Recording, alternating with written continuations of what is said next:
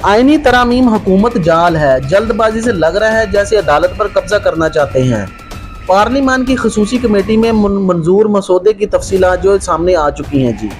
आईनी पैकेज मंजूर होने पर जी याह्या अफरीदी अगले चीफ जस्टिस हो सकते हैं, ताबड़तोड़ खबर। वफाकी काबीना का इजलास की मुसलसल तखीर के बाद एक बार फिर मुलतवी। आईनी तरामीम पर मौलाना और बिलावल का इत्तफाक हो भी जाए, हमारा फैसला अडियाला से होगा, आमद डोगर का बयान। इमरान खान और अली अमीन जी लॉन्ग मार्च तोड़फोड़ केस से बरी हो चुके हैं। आईनी तरामीम मौलाना का घर मुशावरत का मरकज, बिलावल के बाद इसहाक डार और मोहसिन नकवी भी पहुंच गए।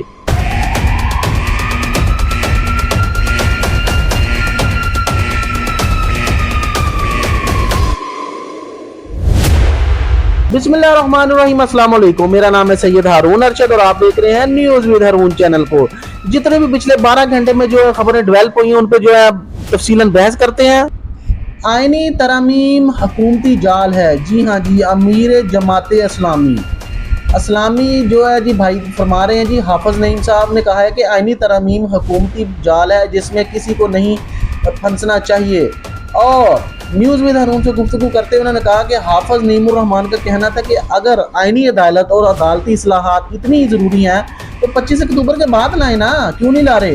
हुकूमती जल्दबाजी से तो लग रहा है जैसे अदालत पर कब्जा करना चाहते हैं और अपने आप को बचाना चाहते हैं। जी हाँ जी। मीडिया से गुफ्तगू में अमीर जमात इस्लामी का कहना था कि मौजूदा आईनी तरामीम पर JUI और तहरीक इंसाफ हुकूमत से बात क्यों कर रही है? दोनों सियासी जमातों को इसे मुकम्मल मुस्तरद करना चाहिए। हाफिज नईमुर रहमान का कहना था कि इस मौके पर तरामीम का फ़ायदा सिर्फ हुकूमत को होगा, हुकूमत का खेल का हिस्सा ना बने। ख्याल रहे कि पाकिस्तान पीपल पार्टी और मुस्लिम लीग नून आईनी तरामीम के मसूदे पर इत्तफाक़ राय के लिए कोशिश कर रही हैं और इस सिलसिले में गुज़िश्ता कुछ रोज़ के दौरान पीपल्स पार्टी और नून लीग की मौलाना फजल रहमान से कई मुलाकातें हो चुकी हैं। गुज़िश्ता रोज़ भी बिलावल भुट्टो जरदारी ने रात देर के मौलाना फजल रहमान से बात की थी। ताहम ज़राए का बताना है कि बिलावल और मौलाना की मुलाकात में आईनी तरामीम के मामले पर वसी इत्तफाक़ राय ना हो सका। गुज़िश्ता रोज़ पीपल पार्टी के जलसे से खिताब करते हुए बिलावल भुट्टो जरदारी का कहना था कि इस्लामाबाद से वापस आऊँगा तो आईनी तरामीम वापस करवा कर आऊँगा। पहले कोशिश है कि आईनी तरामीम को इत्तफाक़ राय से मंजूर किया जाए, लेकिन अगर अपोजिशन ने हमारा रास्ता रोका तो मजबूरन वो रास्ता अख्तियार करना पड़ेगा जो मतनाज़ा और पसंदीदा नहीं। मुस्लिम लीग नून के साथ मिलकर अक्सरियत पर कानून साजी करूँगा। जी हाँ जी। और इसके साथ साथ एक ताबड़तोड़ खबर आपको बताता हूँ कि पार्लियामेंट की खसूसी कमेटी में मंजूर मसौदे की जी तफसीलात सामने आ चुकी हैं। जी हाँ जी। मसौदे में आर्टिकल 175A में तरामीम तजवीज़ की गई है, जिसके मतीन के मुताबिक चीफ जस्टिस पाकिस्तान की तकर्री खसूसी पार्लियामेंटी कमेटी करेगी। खसूसी पार्लियामेंटी कमेटी सुप्रीम कोर्ट के 3 सीनियर तरीन जजों में से एक नामजद करेगी। मसौदे के मतीन में कहा गया है कि सुप्रीम कोर्ट के जजेस की तैनाती के लिए जुडिशनल कमीशन की तश्कील न होगी और चीफ जस्टिस जुडिशल कमीशन के सरबराह होंगे। सुप्रीम कोर्ट के 4 सीनियर तरीन जजेस जुडिशल कमीशन के अरकान होंगे। जुडिशल कमीशन में वफाकी वजीर कानून, अटॉर्नी जनरल और पाकिस्तान बार कौंसिल का एक नुमाइंदा होगा। और मतीन में कहा गया कि कौमी असम्बली और सेनेट से 2-2 अरकान जुडिशल कमीशन के अरकान होंगे। जुडिशल कमीशन में कौमी असम्बली और सेनेट से हुकूमत और अपोजिशन का एक नुमाइंदा होगा। जी हाँ जी, ये मैंने आपको शॉर्ट सा बताया है। और इसके बाद ही चीफ जस्टिस के लिए उम्र की बलाई हद 65 साल मुकर्रर करने की तजवीज़ है। जी हाँ जी। मतीन के मुताबिक आर्टिकल 154(3) के तहत सुप्रीम कोर्ट अपने तौर पर कोई हदायत या डिक्लेरेशन नहीं दे सकती। आर्टिकल 186 के तहत सुप्रीम कोर्ट हाई कोर्ट तो किसी केस मुंतकिल कर सकती है। सुप्रीम कोर्ट हाई कोर्ट को किसी भी केस की किसी दूसरी हाई कोर्ट या अपने पास मुंतकिल कर सकती है। इसके अलावा जजेस तकरीर कमीशन हाई कोर्ट को जजेस की सालाना कारकर्दगी का जायज़ा लेगा। जी हाँ जी। ये आईनी तरामीम में जी जो खुद साख्ता जो तब्दीलियाँ करने की जो कोशिश की जा रही है, और आईनी पैकेज अगर मंजूर हो जाता है तो जी उसमें कौन जी अगला चीफ जस्टिस हो सकता है? आईनी पैकेज मंजूर होने पर जी याह्या अफरीदी अगले चीफ जस्टिस ऑफ पाकिस्तान हो सकते हैं। जी हाँ जी।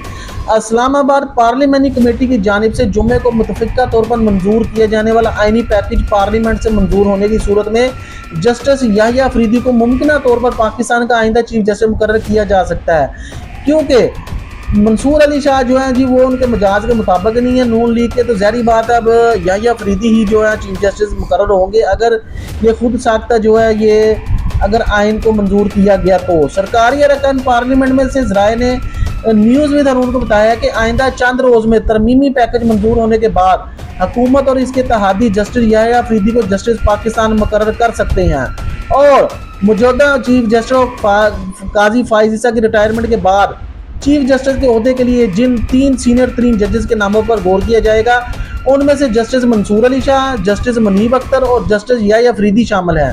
हालिया दिनों में जब अदालत उज़्मा की जजेस बहुत ज़्यादा हद तक मुनक़सम हैं, जस्टिस अफरीदी गैर मतनाज़ा और गैर जामनदार रहे हैं। आइन में मौजूदा तरमीम में कहा गया कि चीफ जस्टिस ऑफ पाकिस्तान का तकर्रर ख़ुसूसी पार्लियामेंट्री कमेटी की सिफारिश पर सुप्रीम कोर्ट के 3 सीनियर तरीन जजेस में से किया जाएगा। जी हाँ जी, ये बहुत अहम मैंने खबर आपके साथ शेयर की है। और ये भी आपको मैं बता दूं कि ये आज की खबर है कि वफाकी काबीना का इजलास मुसलसल तखीर के बाद एक बार फिर मुलतवी हो गया। जी हाँ जी, इस्लामाबाद वफाकी काबीना का इजलास मुसलसल 2 बार तखीर का शिकार होने के बाद मुलतवी कर दिया गया। गुज़िश्ता रात भी जी वफाकी काबीना का इजलास रात को तलब किया गया था, ताहम इसमें कोई भी मसूदे की मंजूरी नहीं दी जा सकी थी। और इसके साथ मैं आपको बताऊं कि आईनी तरमीम पर मौलाना और बिलावल के इत्तफाक हो भी जाए तो हमारा फैसला डयाला से ही होगा। जी अहमद डोगर साहब का जो बयान आया है, पाकिस्तान तहरीक इंसाफ PTI के रहनुमा अहमद डोगर ने कहा है कि आईनी तरमीम के मसूदे पर मौलाना और बिलावल का इत्तफाक अगर हो भी गया तो हमारी कमेटी अडयाला जेल जाएगी और हतमी फैसला वहीं होगा। और न्यूज़ विद हारून से गुफ्तगू करते हुए उन्होंने कहा कि अहमद डोगर का कहना था कि हमें जो ड्राफ्ट दिखाया गया इसमें कोई ऐसी चीज़ नहीं जो हमारे लिए कातलाना हो। उन्होंने कहा है कि हमारे और मौलाना के कुछ अरकान हुकूमत के कब्जे में है और इसलिए वो जब चाहें ताकत के जोर पर तरमीम करा सकते हैं। जी हाँ जी, और एक बहुत बड़ी खबर से मैं आपको आगाह करता हूँ कि इमरान खान और अली अमीन गंडापुर साहब जो है लॉन्ग मार्च तोड़ फोड़ के ऐसे जी बरी हो चुके हैं। पाकिस्तान तहरीक इंसाफ के रहनुमाओं को लॉन्ग मार्च तोड़ फोड़ केस में रिलीफ मिल गया। District and session court Islamabad ने बानी PTI इमरान खान, वज़ीर आला खैबर पख्तूनख्वा अली अमीन गंडापुर, साबका गवर्नर सिंध इमरान इस्माइल को लॉन्ग मार्च तोड़ फोड़ केस से बरी कर दिया। अदालत ने राजा खुर्रम शहजाद अली नवाज अवान और दीगर मुलजमान को भी केस से बरी कर दिया। सिविल जज शहजाद खान ने PTI रहनुमाओं की बरियत की दरख्वास्त पर पहले से महफूज फैसला सुनाया। याद रहे कि लॉन्ग मार्च तोड़ फोड़ केस में बानी PTI इमरान खान और दीगर के खिलाफ थाना सेक्रेटेरिएट में मुकदमा दर्ज था।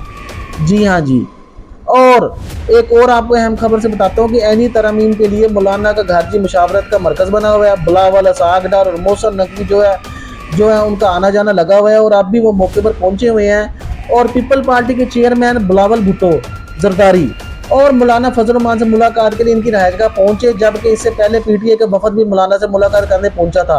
बिलावल भुट्टो की मौलाना की रहायशगाह पर बलोचिस्तान नेशनल पार्टी मैंगल के सरबराह अख्तर मैंगल से भी मुलाकात हुई।